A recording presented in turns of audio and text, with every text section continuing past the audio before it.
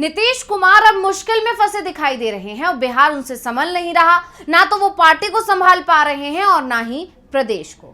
सरकार गठबंधन की है और नीतीश से गठबंधन भी अब संभल नहीं पा रहा है, इसलिए बिहार में सब कुछ बिखरा बिखरा दिखाई दे रहा है। बढ़ते अपराधों के चलते नीतीश कुमार ने गृह विभाग की बैठक बुलाई। बढ़ते अपराधों को लेकर बैठक में चिंता जताई, लेकिन सीएम की बुलाई बैठक में बड़े अधिकारी ही नहीं पहुंचे और इस पर अब विपक्ष ने नीतीश को घेर लिया है। विपक्ष हमलावर हो गया है। तो कैसे घिरते जा रहे हैं नीतीश कुमार, इसी को लेकर हम अपनी स्पेशल रिपोर्ट में करेंगे बात। नमस्कार, मैं हूं अंशिता। बिहार के सीएम नीतीश कुमार ने पटना के एक अड़े मार्ग यानी सीएम आवास पर गृह विभाग की बैठक बुलाई।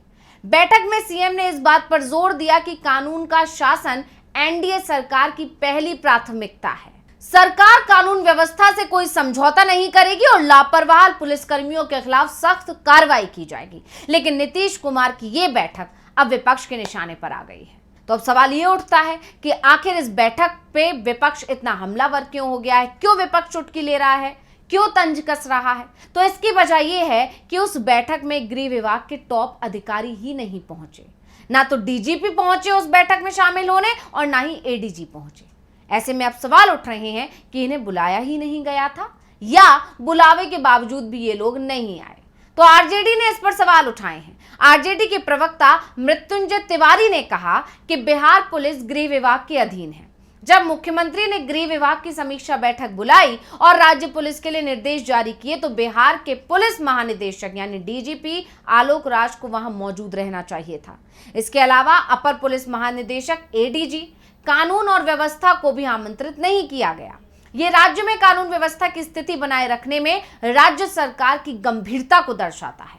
मुख्यमंत्री को राज्य में लोगों की समस्याओं की बिल्कुल भी परवाह नहीं है। बैठक मुख्यमंत्री द्वारा केवल अपनी छवि बचाने की कोशिश करते हुए दिखाई दे रही है। यानी आरजेडी ने इस मुद्दे पर नीतीश कुमार और एनडीए सरकार को पूरी तरह घेर लिया। वैसे ही जो है सरकार पर जंगल राज के आरोप लगते रहते हैं कि एनडीए सरकार में जंगल राज चरम पर है। इस तरह के आरोप पहले ही लगते रहते हैं।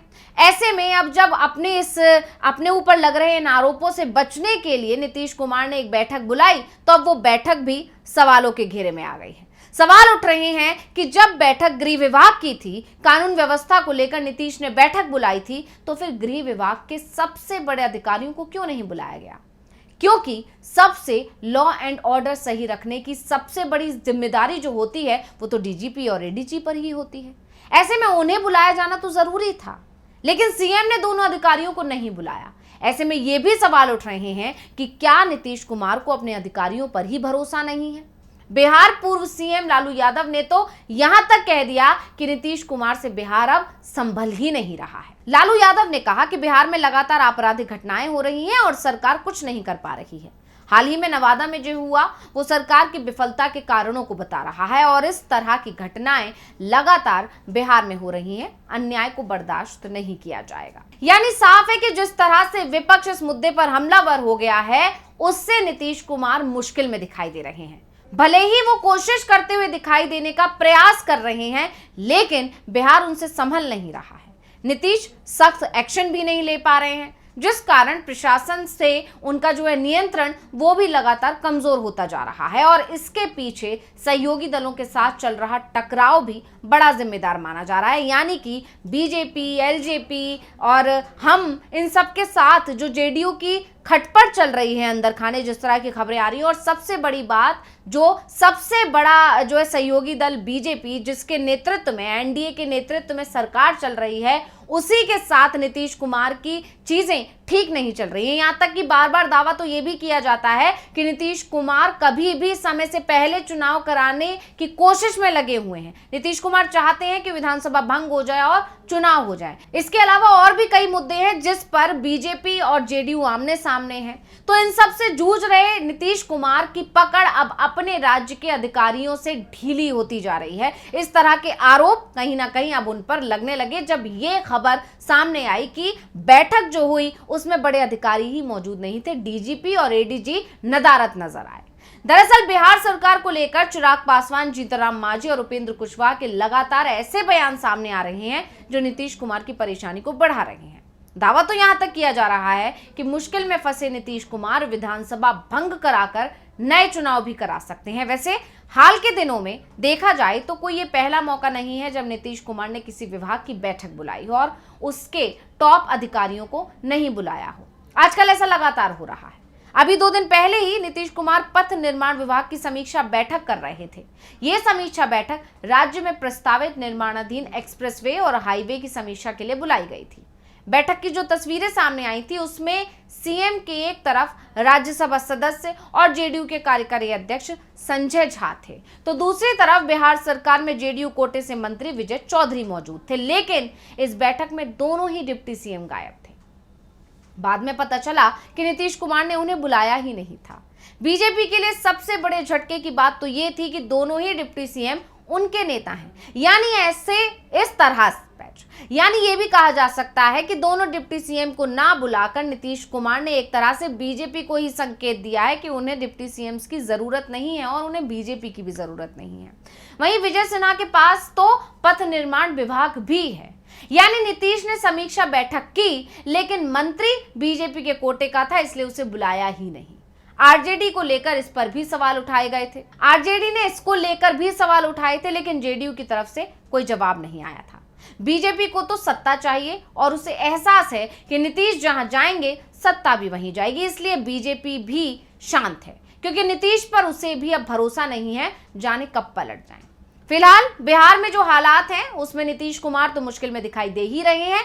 नीतीश के साथ सरकार चला रही बीजेपी भी मुश्किल में दिख रही है और ये माना जा रहा है कि चुनाव में इस बार एनडीए को जबरदस्त नुकसान होने वाला है और उसकी सबसे बड़ी वजह होगी जेडीयू और बीजेपी के बीच सामंजस्य ना होना। लेकिन बीजेपी की मजबूरी इस पटना से ज्यादा दिल्ली में दिखाई दे रही है। नीतीश दोनों ही जगह बीजेपी की जरूरत हो चुके हैं। बिहार में तो ये बात दावे के साथ कही जाती है कि नीतीश जहां जाएंगे सत्ता वहां जाएगी, तो वहीं दिल्ली में भी इस बार अल्पमत की सरकार है, इसलिए बीजेपी ज्यादा सीट जीतकर भी नीतीश के हाथों बेइज्जती सहन करने को मजबूर दिखाई दे रही है।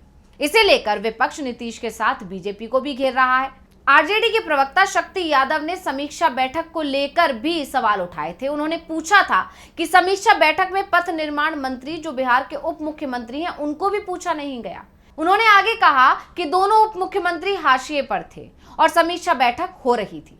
बीजेपी कितनी मजबूर है कि बैठक में बुलाया नहीं जाता। मजाल था कि बैठक हो और विभागीय मंत्री शामिल ना हो। इससे बड़ा दुर्भाग्य और क्या हो सकता है। विश्व की सबसे बड़ी पार्टी है ना। इस तरह से आरजेडी लगातार जो है बीजेपी और नीतीश कुमार यानी जेडीयू के संबंध जो खराब हो रहे हैं उस पर तंज कस रही है, उस पर चुटकी ले रही है और मजे ले रही है।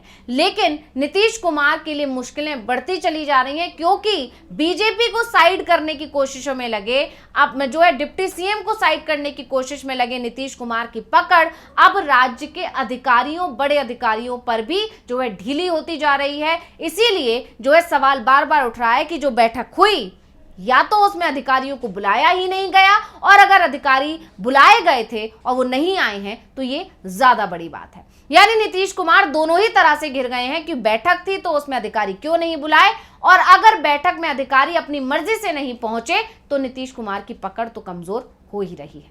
तो इस रिपोर्ट को लेकर आपका क्या कहना है, हमें कमेंट करके अपनी राय जरूर दीजिएगा। इसी के साथ मुझे दीजिए इजाजत। देखते रहिए DV लाइव। नमस्कार।